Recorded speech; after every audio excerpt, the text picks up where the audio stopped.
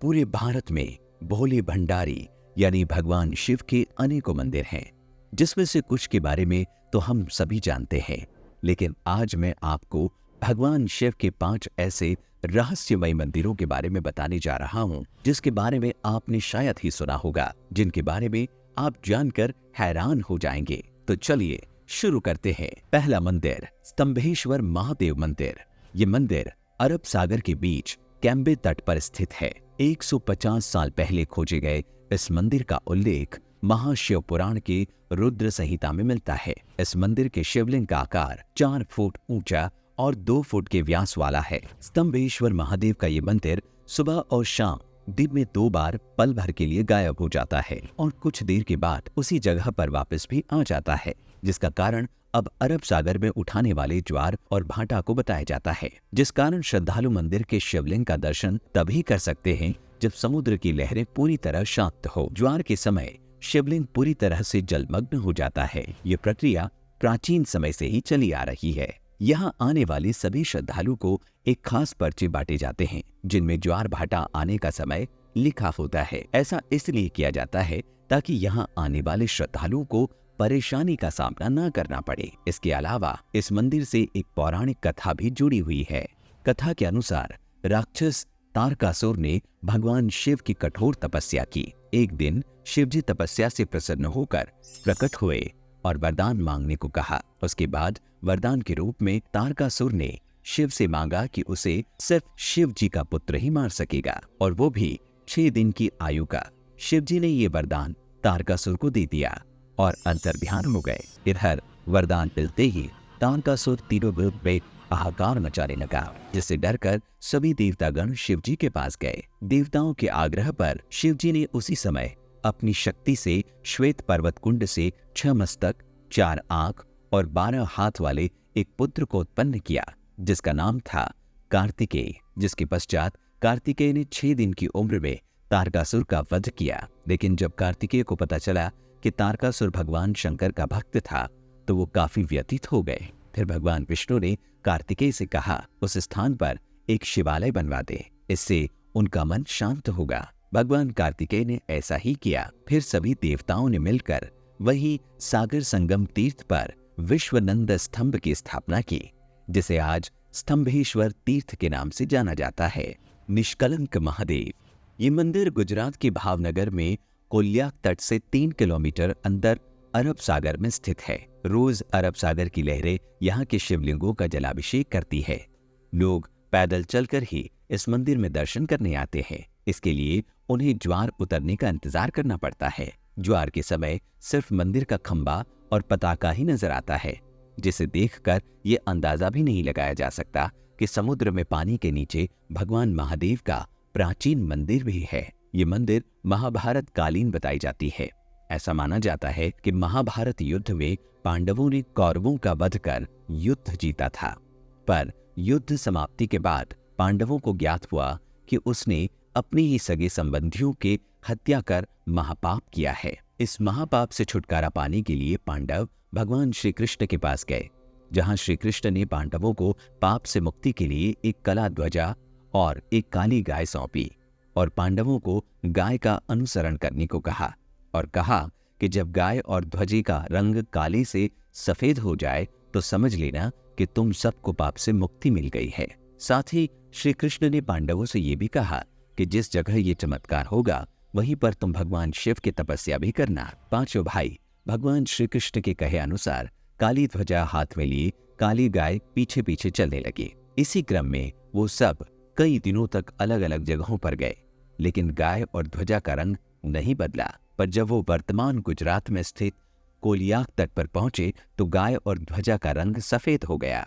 इससे 5 पांडव भाई बड़े खुश हुए और वहीं पर भगवान शिव का ध्यान करते हुए तपस्या करने लगे। भगवान भोलेनाथ उनकी तपस्या से खुश हुए और 5 पांडवों को लिंग रूप में अलग अलग दर्शन दिए। वही 5 शिवलिंग अभी भी वही स्थित है। 5 शिवलिंग के सामने नंदी की प्रतिमा भी है। 5 शिवलिंग एक वर्गाकार चबूतरे पर बने हुए हैं तथा ये कोलियाक समुद्र तट से पूर्व की ओर 3 किलोमीटर अंदर अरब सागर में स्थित है। इस चबूतरे पर एक छोटा सा पानी का तालाब भी है, जिसे पांडव तालाब कहते हैं। श्रद्धालु पहले उसमें अपने हाथ पांव धोते थे और फिर शिवलिंगों की पूजा अर्चना करते थे। क्योंकि यहाँ पर आकर पांडवों को अपने भाइयों की हत्या के कलंक से मुक्ति मिली थी, इसीलिए इसे निष्कलंक महादेव कहते हैं। भादव के महीने में अमावस को यहाँ मेला लगता है, जिसे भाद्रवी कहा जाता है। प्रत्येक अमावस के दिन यहाँ भक्तों की विशेष भीड़ रहती है। लोगों की ऐसी मान्यता है कि यदि हम प्रियजनों की चिंता की आग शिवलिंग पर लगाकर जल में प्रवाहित कर दें तो उनको मोक्ष मिल जाता है। मंदिर में भगवान शिव को राख, दूध, दही और नारियल चढ़ाए जाते हैं। सालाना प्रमुख मेला भाद्रवी भावनगर के महाराजा के वंशज के द्वारा मंदिर की पताका फहराने से शुरू होता है और फिर यही पताका मंदिर पर अगले 1 साल तक फहराती है। तीसरा, अचलेश्वर महादेव मंदिर। अचलेश्वर महादेव मंदिर नाम से भारत में महादेव के कई मंदिर हैं, लेकिन राजस्थान के धौलपुर में स्थित अचलेश्वर महादेव मंदिर बाकी सभी मंदिरों से अलग है। ये मंदिर राजस्थान और मध्य प्रदेश की सीमा पर स्थित है, जो चंबल और बीहड़ों के लिए प्रसिद्ध है। भगवान अचलेश्वर महादेव का ये मंदिर इन्हीं दुर्गम बीहड़ों के बीच स्थित है।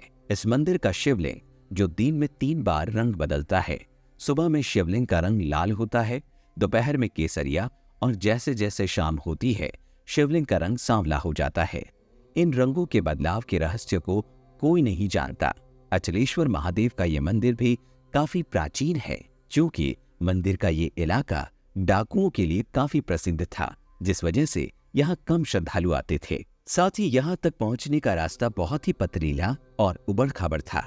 पर जैसे जैसे भगवान के बारे में लोग जानने लगे, यहाँ पर भक्तों की भीड़ जुटने लगी। इस शिवलिंग की एक और अनोखी बात ये भी है कि इस शिवलिंग की छोर का आज तक पता नहीं चला है। कहते हैं बहुत समय पहले एक बार भक्तों ने शिवलिंग की गहराई को जानने के लिए इसकी खुदाई की, पर काफी गहराई तक खोदने के बाद भी इसके छोर का पता नहीं चला। अंत में भक्तों ने इसे भगवान का चमत्कार मानते हुए खुदाई बंद कर दी। भक्तों का मानना है कि भगवान अचलेश्वर महादेव भक्तों की सभी मनोकामनाओं को पूरा करते हैं। लक्ष्मीश्वर महादेव मंदिर। ऐसा माना जाता है कि इस मंदिर की स्थापना भगवान राम ने खड़ और दूषण के वध के पश्चात अपने भाई लक्ष्मण के कहने पर की थी। लक्ष्मीश्वर महादेव मंदिर के गर्भगृह में एक शिवलिंग है, जिसकी स्थापना स्वयं लक्ष्मण ने की थी।